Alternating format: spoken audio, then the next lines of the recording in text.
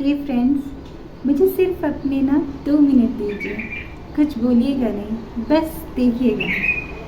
अच्छी लग रही हूँ झुमकों में, सब में।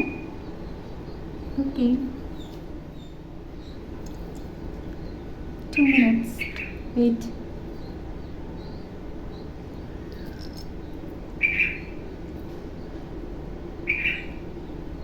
ज़रूरी है ये करना, जिससे मैं आपको कुछ बताना चाहती हूँ। राइट। सो फ्रेंड्स, कुछ लोगों को मैं पहले चुन्नी वाली ड्रेस में अच्छी लगी होंगी, संस्कारी लगी होंगी, कुछ को सेकंड टी शर्ट वाली में और कुछ को ऐसे। लेकिन अद्रित संस्कृति पुकारे ट्रस्ट ऑफ इंडिया, जिसकी मैं चेयरपर्सन हूँ। एक्चुअली हम इसी चीज़ पे वर्क कर रहे हैं कि अपनी नींव को हम स्ट्रॉन्ग बनाएं। कैसे? जो कि ऐसी नींव बने जिसे कपड़े वस्त्र चेंज न करते हों। आपने जो पहली ज्योति देखी वो सूट में थी, मतलब चुन्नी में थी, उसके झुमके थे, उसने टीका लगाया था, बिल्कुल भारतीय संस्कृति की तरह। फिर दूसरी जो आई येलो टी शर्ट में, जी इस टी शर्ट में, और जो कि एक स्कूल गोइंग में भी या कॉलेज गोइंग सिंपल थोड़ा सा मॉडर्न स्तर पे आके जो लड़कियां आती हैं। और अब ये जो है बिल्कुल सिटी वुमेन और मे बी सिटी गर्ल, जो अपने आप को सेल्फ कॉन्फिडेंट मानती हैं और या ऑफिस में जाती हैं जॉब करने के लिए, तो जहाँ कहीं ऐसे अटायर की ज़रूरत है वहाँ ये अटायर पहनती भी हैं। लेकिन बात सोचने की है कि इन तीनों ज्योतियों ने डिफरेंट कपड़े पहने, लेकिन क्या उससे ये ज्योति जिसमें जो संस्कार है वो बदले क्या? वो तो संस्कार वैसे ही रहेंगे। सो हम इस चीज़ को मानते हैं, मैं मानती हूँ। मैं ये सब कह रही हूँ, इससे ये मतलब नहीं निकालना कि मैं अपनी ट्रेडिशंस को विरोध कर रही हूँ। हर एक जगह पे, जैसे मान लीजिए शादी का समारोह है तो उसमें आप सूट और लहंगा, आजकल हर तरीके की ड्रेस डालते हैं। लेकिन स्कूल जाते हैं तो आप अपनी एक यूनिफॉर्म में जाते हैं, पुलिस वाले अपनी एक यूनिफॉर्म रखते हैं, एक मॉडल अपनी एक अलग अटायर में आती हैं, एक सेलिब्रिटी अपना अलग अटायर रखते हैं, और जिसको जो कंफर्टेबल या कंफर्ट लगता है जिसको, वो उस तरीके का पहनता है। लेकिन दोस्तों, हम सब पढ़े लिखे हैं, लेकिन हम ये छोटी सी बात नहीं समझते कि वक्त के साथ काफ़ी चीज़ें बदली हैं। जो औरतें, या मैं औरत हूँ तो इसलिए औरत की बात करती हूँ, जो औरतें पहले घूंघट में रहती थी, आज उन्होंने सूट पहनना शुरू किया। वो भी एक तरह का मॉडर्निज़म है।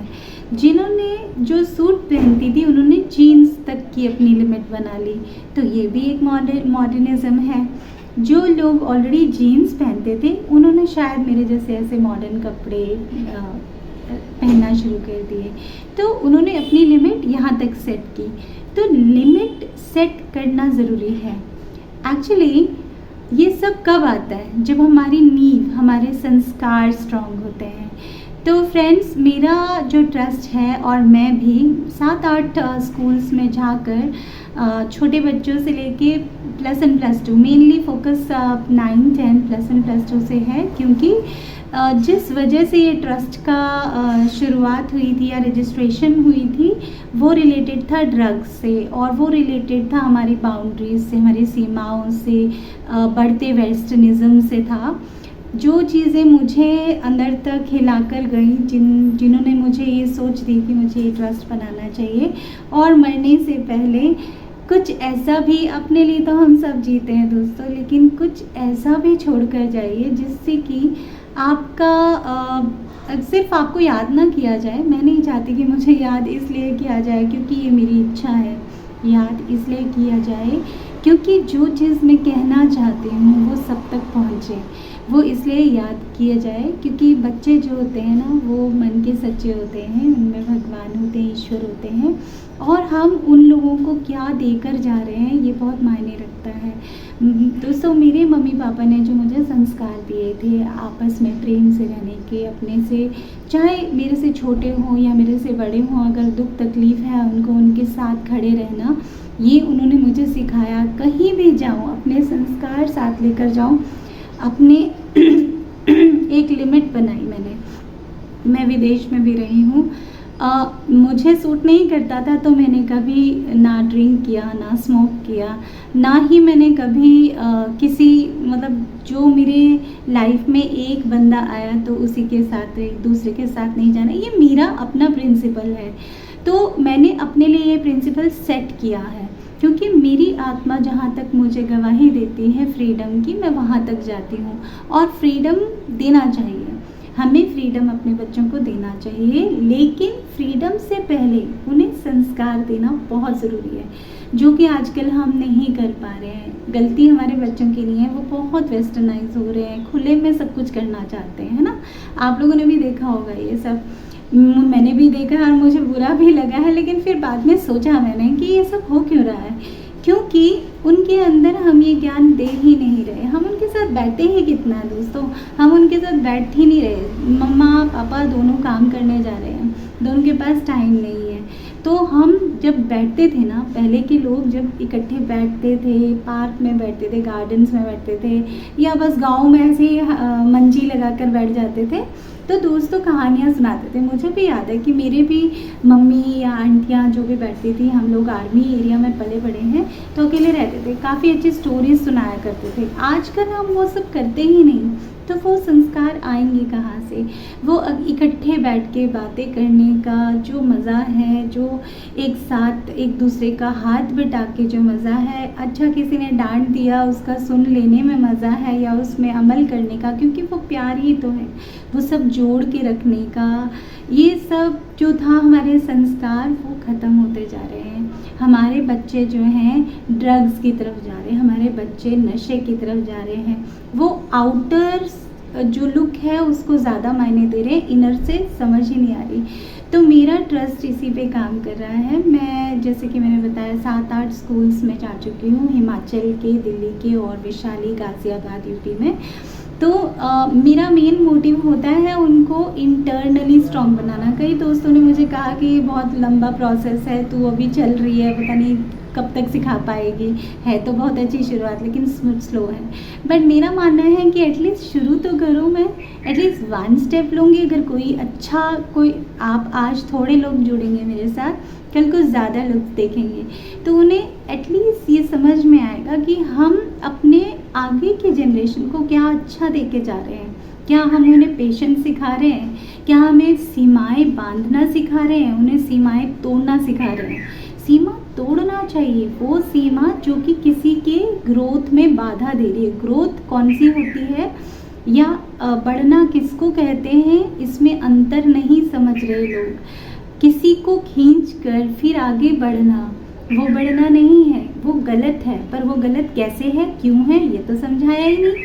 वो बोलेंगे भाई क्यों गलत है, भाई मैं तो आगे बढ़ रहा हूँ, मुझे दूसरे से क्या लेना देना। तो इन सब बातों में क्या सही है क्या गलत है ये तो पता ही नहीं उन्हें, तो उन्हें हम दोष नहीं दे सकते। सो इन सब कामों पे थोड़ा सा हम सोच विचार करके मेरा ट्रस्ट, यानी कि मैं अभी अकेले ही चली हूँ, है मेरे साथ 2-3 पार्टनर्स, लेकिन सेशंस जैसे लेते हैं हम। तो मेरा मेन फोकस यही है कि अपने यंगस्टर्स को कुछ ऐसा दें जिससे उनकी नींव स्ट्रॉन्ग हो। नींव पे काम करना बहुत ज़रूरी है। अगर हमने बिल्डिंग बहुत सुंदर बना दी, उसकी नींव गहरी नहीं बनाई, तो वो सुंदर 2 पल की तो लगेगी, लेकिन जैसे ही आंधी आई वो फुल हो जाएगी। तो कुछ ऐसा कीजिए कि कीचड़ में रह कर भी, क्योंकि कीचड़ हम अब नहीं साफ कर सकते, बहुत गंद आ चुका है, लेकिन कीचड़ में कमल तो खिला सकते हैं, ऐसा कमल जिस पर उस कीचड़ की लेयर का कोई फ़र्क ही ना पड़े। और वो कैसे हो सकता है दोस्तों? सिर्फ और सिर्फ अपने संस्कारों से। तो संस्कार रिजिड नहीं होते, संस्कार कठोर नहीं होते, संस्कार प्रेम से भरे होते हैं, संस्कार कठोरता दिखा कर कि नहीं तुम्हें ये करना ही है, नहीं, ऐसा नहीं होता। हमें कुछ अगर हम बता रहे हैं कि हमें इसे फॉलो करना है, मुझे भी आप लोग दे सकते हैं, हो सकता है मैं गलत हूँ, लेकिन अभी तक मैं किसी से प्रभावित नहीं हूँ।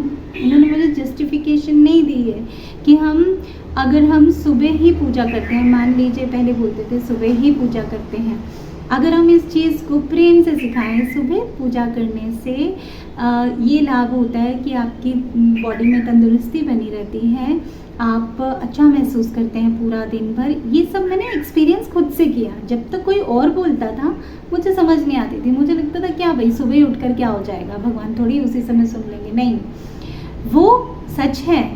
आधा सच ये भी है कि आप मान लीजिए वर्किंग वुमेन हैं, वर्किंग बच्चे हैं, कुछ भी हैं, उनके पास टाइम नहीं है, सुबह रात को लेट सोए हैं, रात को लेट काम किया है, अब उनके लिए आप इतना रिजिड हो जाएंगे, नहीं तुमने 4 बजे आकर ही आप सोए हो और 4-5 बजे आपको उठ के नहाना है फिर पूजा करनी है। आप रिजिडली किसी को ये बांध कर कोई काम नहीं करा सकते, और काम कराया भी नहीं जाना चाहिए, क्योंकि बंधा हुआ काम कभी भी आपको संस्कारों से जोड़ने नहीं देता। हमें फ्री छोड़ना होता है, लेकिन कुछ ऐसी बातें करके जो कि समझाने वाली होती हैं, जिसमें फैक्ट होते हैं कि हम ऐसा करते हैं तो क्यों करते हैं, ये सही है, ये गलत है, ये बाउंड्रीज़ हैं, इन्हें सेट करना ज़रूरी है या नहीं है। इन सब के अंतर भीतर जो भेद है वो समझाना अपने बच्चों को, अपने आसपास के लोगों को, बड़े भी हो सकते हैं उसमें।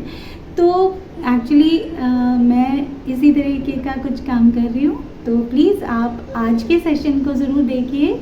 मैं अपने कुछ काम आपको अभी दिखाऊंगी जो मैंने किए हैं। अभी रिहैब में भी गई थी मैं, जहाँ मेरी वर्कशॉप चली थी, और स्कूल्स में भी अपनी वर्कशॉप सेमिनार्स में करती हूँ। अभी रिसेंटली मैंने मदन मोहन मालवीय स्कूल में किया, जिनके प्रिंसिपल्स हैं सुदर्शन जी चौधरी जी, और जो उनके वाइस प्रेसिडेंट थे जितेंद्र जग्गी जी, उनका मैं बहुत बहुत धन्यवाद करती हूँ, और जग्गू जी का भी, क्योंकि उन लोगों ने मुझे एक चांस दिया था उनके स्कूल में अपना सेमिनार कंडक्ट करने के लिए। और आप मानेंगे नहीं, वो इतने प्यारे लोग थे कि उन्होंने इतना भव्य तरीके से मेरा स्वागत किया, मेरा इतना वेलकम किया, मेरी इस थॉट को उन्होंने इतना मानने दिया, और मुझे अब नेक्स्ट टाइम दोबारा स्कूल में बुलाया, क्योंकि छोटे बच्चों का सेशन नहीं ले पाई, तो उनका मानना था कि मेरे छोटे बच्चे नाराज़ हो गए हैं। तो अभी उनको खुश करने के लिए दोबारा एक सेशन होगा जिसमें वो मुझे आमंत्रित करने वाले हैं। तो दोस्तों ये एक शुरुआत है, आप भी बुला सकते हैं मुझे, मुझसे जुड़ सकते हैं। मैं अपना लिंक और कॉन्टैक्ट ज़रिया आपको बता दूँगी नीचे लिंक में, तो आप लोग कभी भी ज्वाइन कर सकते हैं। आप किसी भी तरीके से अपनी सहायता कर सकते हैं, अपने विचारों से, अपने प्रेजेंस से, फिज़िकली आकर, या फ़ोन के द्वारा, या मॉनिटरी भी मेरे को मांगना अच्छा नहीं लगता है, लेकिन फिर भी यदि अगर कोई करना चाहता है तो मोस्ट वेलकम। और अगर नहीं भी करेंगे तो भी धन्यवाद। अगर आपने ये वीडियो देखी है और शेयर कर रहे हैं तो इस पर गौर ज़रूर दीजिए कि हमें अपनी फाउंडेशन पे काम करना बहुत ज़रूरी है। सो होपफुली आप लोगों को मेरी बात अगर अच्छी लगती है, जचती है, तो प्लीज़ इसे ज़्यादा से ज़्यादा शेयर कीजिए। आपकी ज्योति, थैंक यू सो मच।